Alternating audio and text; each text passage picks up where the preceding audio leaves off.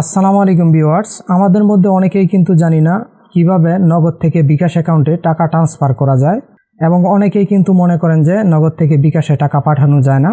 আপনি অবশ্যই নগদ অ্যাকাউন্ট থেকে বিকাশ অ্যাকাউন্টে টাকা ট্রান্সফার করতে পারবেন বা টাকা পাঠাতে পারবেন। তো এটার জন্য অবশ্যই আপনার কিছু ট্রিক্সের অবলম্বন করতে হবে।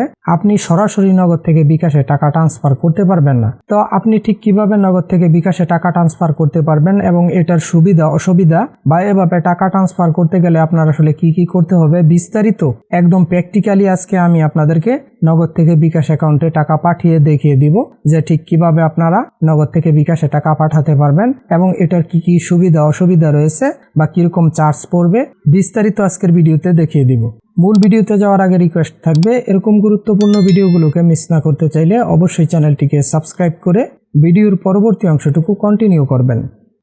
তো এভাবে নগদ থেকে বিকাশ অ্যাকাউন্টে টাকা পাঠানোর জন্য প্রথমে আপনার নগদ এবং বিকাশ দুইটা অ্যাপসেরই প্রয়োজন হবে। অ্যাপ ছাড়া কিন্তু আপনি এভাবে টাকা পাঠাতে পারবেন না। তো এখান থেকে আপনি ফার্স্ট অফ অল নগদ অ্যাপটা ওপেন করবেন। নগদ অ্যাপ থেকে আপনি ট্রান্সফার মানি অপশনে ক্লিক করবেন।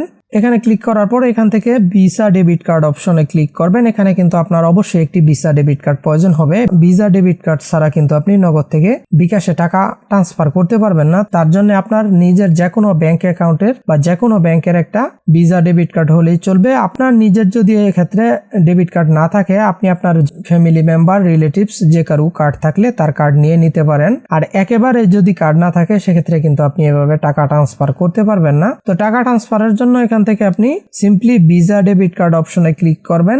এখন এখানে আপনি আপনার কার্ড নাম্বারটা উঠিয়ে দিবেন। তারপর এখান থেকে প্রসিড অপশনে ক্লিক করবেন। এখন এখানে আপনি আপনার টাকার পরিমাণ উঠিয়ে দিবেন। আমি এখানে সিম্পলি 50 টাকা উঠিয়ে দিলাম। তারপর নিচ থেকে পরবর্তী অপশনে ক্লিক করবেন। এখানে আপনি আপনার নগদ অ্যাকাউন্টের পিনটি দিয়ে দিবেন। তারপর আবারও পরবর্তী অপশনে ক্লিক করবেন। তো এখানে আপনারা দেখতে পাচ্ছেন এখানে কিন্তু আমার খরচ কাটা হবে 75 পয়সা। এখানে যদি আপনি 1000 টাকা ট্রান্সফার করেন, এভাবে 1000 টাকা ট্রান্সফার করতে চাইলে আমি আপনাদেরকে দেখাচ্ছি। এখানে আমি সিম্পলি 1000 টাকা দিলাম। 1000 টাকা দেওয়ার পর এখানে দেখতে পাচ্ছেন খরচ 15 টাকা। এখানে কিন্তু আপনারা প্রতি হাজারে 15 টাকা করে খরচ আপনাদের কাটা হবে। তো এখানে সিম্পলি আমি যেহেতু 50 টাকা ট্রান্সফার করে দেখাবো, তো আমি এখানে 50 উঠিয়ে পরবর্তী অপশনে চলে গেলাম। তো এখন এখানে আমরা আমাদের নগদের অ্যাকাউন্টের পিন কোডটি উঠিয়ে দিব। তারপর পরবর্তী অপশনে চলে গেলাম। এখন এখান থেকে জাস্ট আমরা টাকাটা ট্রান্সফার করার জন্য ট্যাপ করে ধরে রাখুন। এখানে ট্যাপ করে ধরে রাখবো। তো দেখতে পাচ্ছেন এখানে কিন্তু আমার টাকাটা অলরেডি ট্রান্সফার হয়ে গেছে। তো এখন আমরা চলে যাব সরাসরি আমাদের বিকাশ অ্যাপে। তো বিকাশ অ্যাপ থেকে আমরা অ্যাড মানি অপশনে ক্লিক করব। এখান থেকে আমরা কার্ড টু বিকাশ অপশনে চলে যাব। এখান থেকে ভিসা কার্ড সিলেক্ট করব। এখন এখানে আমরা টাকার পরিমাণ লিখে দিব। তো যেহেতু আমি ওখানে 50 টাকা সেন্ড করেছিলাম, তো এখানে আমি 50 টাকাই অ্যাড করব। তারপর এখান থেকে আমরা এগিয়ে যান অপশনে ক্লিক করব।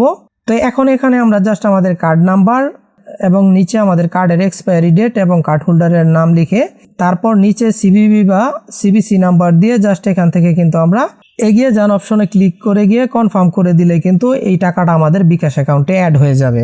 এখন এভাবে কার্ড টু বিকাশের মাধ্যমে বিকাশ অ্যাকাউন্টে ইসলামী ব্যাংকের ভিসা কার্ড থেকে টাকা অ্যাড করতে গেলে কিন্তু 11 টাকা 50 পয়সা চার্জ কাটা হয়। সেটা আপনি প্রতি ট্রানজাকশন প্রতি, সেখানে আপনি 10 টাকা অ্যাড করলেও 11 টাকা 50 পয়সা কাটা হয়, 5000 টাকা অ্যাড করলেও কিন্তু 11 টাকা 50 পয়সা কেটে নেওয়া হয়। এখন এই সমস্যা যাদের, তারা কি করবেন? এটা কিন্তু আপনি শুধুমাত্র ইসলামী ব্যাংকের ভিসা কার্ডের ক্ষেত্রে এই সমস্যাটা হবে। অন্যান্য ব্যাংকের যেসব, যেমন সিটি ব্যাংক বা অন্যান্য ব্যাংকের যেসব ভিসা ডেবিট কার্ড আছে, ওই কার্ডগুলো থেকে কিন্তু আপনি এভাবে ফ্রিতে অ্যাড মানি করতে পারবেন। কোনো ধরনের টাকা কিন্তু আপনার কাটবে না। বাট আপনি যদি ইসলামী ব্যাংকের কার্ড থেকে এভাবে অ্যাড মানি করতে চান, সেক্ষেত্রে কিন্তু 11 টাকা 50 পয়সা কাটে। তো তারও একটা সমাধান আছে। তার জন্য আপনারা যা করতে পারেন, যাদের অলরেডি সেলফিন রেজিস্ট্রেশন করা আছে, আপনারা সরাসরি সেলফিনে চলে যাবেন।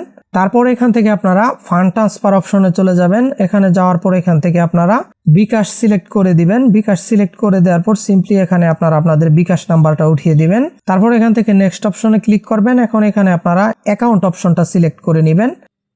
তো এখানে কিন্তু অবশ্যই আপনাদের সেলফিনে অ্যাকাউন্টটা অ্যাড করা থাকতে হবে। যাদের সেলফিনে ইসলামী ব্যাংকের অ্যাকাউন্ট অ্যাড করা নেই, কিভাবে ইসলামী ব্যাংকের অ্যাকাউন্ট সেলফিনে অ্যাড করতে হয় এ বিষয়ে একটা ভিডিও রয়েছে। ওই ভিডিওটি আপনারা এই মুহূর্তে আই বাটনে দেখতে পাচ্ছেন। তারপরে এখানে আপনারা আপনাদের টাকার পরিমাণ উঠিয়ে দিবেন। যেহেতু আমি এখান থেকে 50 টাকা ট্রান্সফার করব, তো সিম্পলি এখানে আমি 50 টাকা দিয়ে দিলাম। তারপরে এখান থেকে আমি সেলফিনের পিন নাম্বার উঠিয়ে দিব এবং এখানে নোটের জায়গায় আমি যে কোনো কিছু লিখে দিতে পারি রেফারেন্স হিসাবে। তো এখানে আমি মাই সেলফ লিখে দিলাম। তারপর এখানে আমি আমার সেলফিনের পিন দিয়ে দিলাম। তারপর এখান থেকে আমি জাস্ট সাবমিট অপশনে ক্লিক করলাম। এখন এখান থেকে আমি কনফার্ম করে দিলাম। তো সাকসেসফুলি কিন্তু আমাদের এই ভিসা ডেবিট কার্ডের টাকাটা কিন্তু আমাদের বিকাশ অ্যাকাউন্টে চলে গেছে। তো এভাবে প্রথমে আমরা নগদ থেকে ভিসা কার্ডে টাকা আনলাম, ভিসা কার্ড থেকে কিন্তু আমরা বিকাশে সেন্ড করে দিলাম। তো এখান থেকে কিন্তু আমরা ফ্রিতে সেন্ড মানি করতে পারবো। এছাড়াও আপনারা অনন্য ব্যাংকের কার্ড যদি ইউজ করেন সেক্ষেত্রে কিন্তু ফ্রিতে বিকাশ থেকে অ্যাড মানি করে নিতে পারবেন।